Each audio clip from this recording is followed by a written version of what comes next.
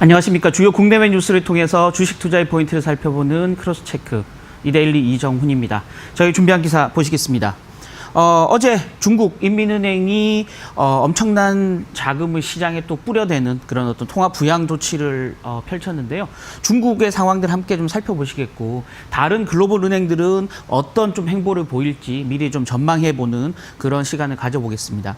코로나19 우한 쇼크라고 여기 표시되어 있는데요. 그 이후에 금융주들이 굉장히 어려움을 겪고 있다라는 얘기, 향후에 금융주 반등이 언제쯤 나타날지 함께 좀 살펴보시겠고요.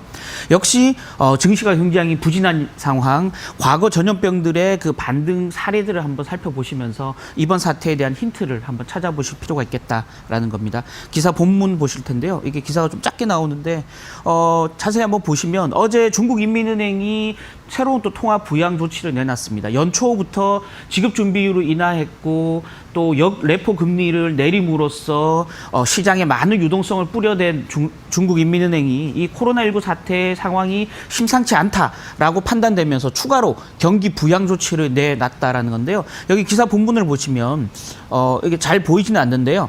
LPR이라고요. Loan Prime Rate. 그러니까 최우량 고객에 대한 대출 금리입니다. 이 대출 금리를 어제 인하했다라는 겁니다. 그래서 1년 만기 LPR을 10bp 0.1%포인트 인하를 했고요. 5년 만기 LPR 역시 5bp, 그러니까 0.05%포인트를 인하하는 조치를 취했다라는 겁니다. 이렇게 대출 금리를 내렸다는 말은 더 싸게 시장에 자금을 뿌려대겠다라는 겁니다. 그래서 지금 현재 코로나19 사태를 어려움을 겪고 있는 중소기업이라든지 뭐 이런 기업들에 대해서 더 많은 유동성을 공급해 줄 수 있는 그런 효과를 가질 수 있겠고요. 두 번째는 기존의 대기업이라 하더라도 자금을 조달하는 회사채 시장이나 대출을 통해서 자금을 조달하는 기업들이 더 낮은 이자로, 더 낮은 금리로 싸게 자금을 공급할 수 있는 그런 길을 열어줬다라는 게 어제 LPR, 사실상의 우리 기준금리라고 얘기하는 그 LPR 금리 인하의 핵심적인 부분이다라는 겁니다. 아시다시피 인민은행은 연초에 이제 지급 준비율을 인하를 했고요. 또 레포 라는 시장의 공개 시장 조작을 통해서 시장에 또 자금을 직접 공급하는 형태, 또 이번에 대출 금리를 추가로 인하했고요. 남아 있는 건 이제 실질적인 기준금리 인하 이 조치밖에 없는 상황인데, 시장은 추가적인 지준율 인하 또는 기준금리 인하를 또 한 번 인민은행이 카드를 꺼내들 것이다라고 보고 있고요. 그 시기는 지금 현재 다소 좀 주춤거리고 있습니다만은 코로나19 사태 확진자 또 사망자가 늘어나는 추이, 그에 따라서 실물 경제가 어느 정도 빠르게 위축되느냐에 따라서 이런 카드를 꺼내든 시기가 결정될 것이다라고 보여지는 거고요. 지금 그렇다면 이 중국은 저렇게 확장적인 통화 정책을 펴고 있는데 다른 나라들은 어떨까? 지금 미국과 한국 두 나라를 일단 좀 이 기사에는 언급을 했는데요. 미국, 아시다시피 제가 이 코너를 통해서 여러 차례 말씀드렸죠. 연준 같은 경우는 최근 의사록이 공개됐습니다만은 연준은 여전히 미국 경제가 굉장히 강하다라는 의견을 내고 있고요. 다만 지난 의사록에서는 한 8차례 정도 코로나19 사태의 진전 추이를 계속 지켜보겠다라고 추가적인 코멘트를 했습니다만은 지금 당장 기준금리를 내린다거나 추가적인 부양 카드를 쓰기에는 좀 여의치 않다라고 보고 있는 듯하고요. 반면에 한국 같은 경우는 지금 제가 어제도 말씀드렸지만 한국 같은 경우는 지금 한국 정부 자체가 엄청난 재정 자금을 풀고 또 추경 예산을 편성하고 이런 좀 흐름을 보이고 있기 때문에 팔렉시 믹스 차원에서 정책을 섞어주는 차원에서 통화 정책을 부양 기조로 가는, 그래서 기준금리를 인하하는 인하 카드를 꺼내들 수도 있다라는 어떤 기대감들이 지금 시장 내에 싹트고 있다는 겁니다. 실제 어제 같은 경우 보면 1년 만기 국채금리 또 3년 만기 국채금리가 기준금리 아래로 벌써 내려가면서 시장은 이미 기준금리 인하를 선반영하고 있다라고 보여지는 상황이고요. 저는 개인적으로는 뭐 당장 이번 금통위에서 기준금리를 내릴 것 같지는 않다. 왜냐하면 통화정책이라는 건 경제 주체들한테 항상 시그널을 주고 실질적인 정책을 펴야 되는데요.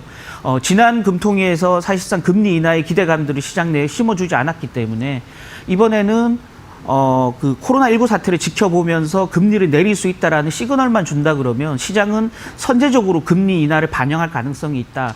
따라서 그렇게 되면 시장 금리가 내려가면서 전체적인 시장 유동성이 늘어나는 효과가 있기 때문에 실제 금리 인하 카드를 꺼내지 않고도 시중의 유동성을 늘릴 수 있는 그런 어떤 카드들이 있기 때문에 한국은행이 금리 인하를 시사하는 발언 정도로 시장에 기대감을 주는 정도에 그칠 가능성이 굉장히 크다.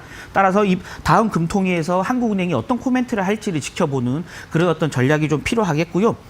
실질적으로 미국 같은 경우는 간밤에 나온 필라델피아 제조업 지수 같은 경우를 봐도 최근 3년 만에 가장 호조를 보이면서 미국의 제조업 경기는 여전히 탄탄하다라는 점에서 연준은 추가적인 금리 인하 카드를 꺼내들 가능성은 별로 없다. 따라서 한국과 중국 실질적인 코로나19 사태로 피해를 가장 많이 겪고 있는 나라들이 실질적으로 통화를 더 푸는 그런 정책을 펴는 데 대한 기대감을 가져야지 미국에 대한 기대감들은 조금 늦춰줄 필요가 있다라는 점 다시 한번 강조드리겠습니다. 이와 관련해서 금융주에 대한 얘기인데요. 금융주는 지금 말씀드렸지만 전 세계 중앙은행들이 통화를 더 풀고 기준금리를 내리고 그에 따라서 시장금리가 내려갈 때마다 금융주는 가장 좋지 않은 영향을 받게 되는데요. 왜냐하면 금융주는 금융업체, 그러니까 특히 이제 대표적인 은행 업종을 보면 예대 마진이라고 하죠. 예대 마진, 예금, 대출.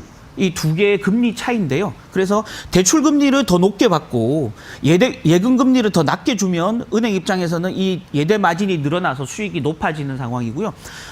흔히 시장 금리가 위로 올라갈 때 대출 금리를 더 빨리 올리고 예금 금리를 덜 올려서 이 예대 마진을 확대해서 더 많은 수익을 내는 게 우리 은행업의 대체적인 장사의 패턴들이었습니다. 반대로 시장 금리가 내려간다는 말은 이 예대 마진이 줄어든다는 얘기고요. 수익성도 동시에 떨어진다. 또 채권 금리가 아래로 내려간다라는 말은 은행들이나 보험사, 증권사들이 채권을 운용해서 벌어들일 수 있는 수익 자체도 줄어든다라는 점에서 보면 금융주에게 금리가 하락하는 부분들은 굉장히 좋지 않은 시그널이다라고 보여지는 거고요. 앞서 인민은행, 연준, 한국은행 상황을 우리 같이 봤지만 기준금리를 인하하지는 않더라도 위로 올릴 수는 없는 상황이다라는 점에서 보면 시장금리는 아래로 계속 내려갈 수 있다. 따라서 금융주는 굉장히 좋지 않은 상황으로 갈 수 있다라는 거죠. 실제 여기 기사 본문을 한번 보시면 여기 보시면 지금 FN 가이드 기준으로 보면 국내 금융주 펀드들, 금융주를 집중적으로 담고 있는 펀드들 5개의 최근 수익률을 보면 한 달간 무려 마이너스 7.2%나 수익률이 빠졌다라는 겁니다. 마이너스고요. 여기 보시면 KRX 은행업 지수 같은 경우 최근 한 달간 9.4%나 하락했고요. 증권업 지수 같은 경우도 8.1% 하락한 상황이었습니다. 같은 기간에 코스피 지수가 한 2.4%, 코스닥 지수가 그 1%도 안 되는 하락률을 보인 반면에 금융주는 굉장히 큰 폭의 하락세를 보이고 있다는 겁니다. 왜 그러냐? 방금 말씀드렸던 이런 금융주의 수익성 악화 부분이 가장 크게 작용하고 있다는 겁니다. 그래서 대표적인 은행업의 수익성 지표를 우리 NIM이라고 하죠. 순이자 마진이라고 하는데요. 이게 국내 4대 은행 평균이 지금 1.53%, 과거에 그 은행주가 굉장히 강할 때는 통상 한 이 NIM이 2%를 넘어가는 상황인데요. 지금은 1.5% 수준.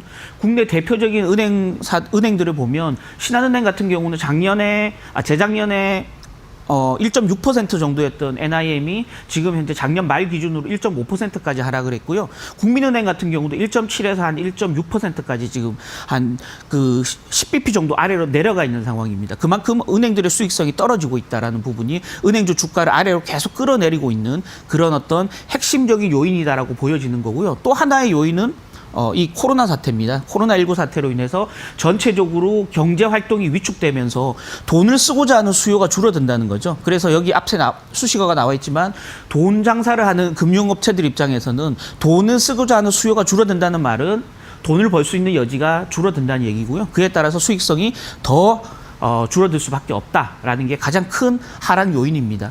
그렇다 그러면 언제 금융주가 반등할 수 있을 것인가?